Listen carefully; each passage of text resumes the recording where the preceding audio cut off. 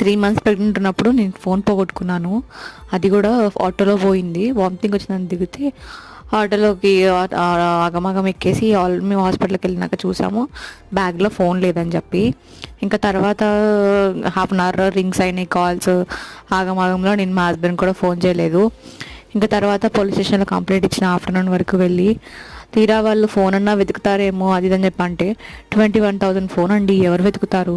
ఇప్పట్లో ఎవరు వెతకట్లేదు. I mean వెళ్ళి ఎక్కడ అంతగానే ఉండదు, ఏ సిగ్నల్ ట్రేస్ అవుట్ అయితేనే మీకు ఫోన్ దొరుకుతుందని చెప్పారనమాట. తీరా తర్వాత ఫోన్ దొరికిద్దేమో అని దేవుడికి మొక్కిన అన్నీ చేసిన. ఎందుకంటే అది మా హస్బెండ్కి కొనిచ్చిన మా మామయ్య గిఫ్ట్ అనమాట. సో కొంచెం ఎమోషనల్ ఫోన్.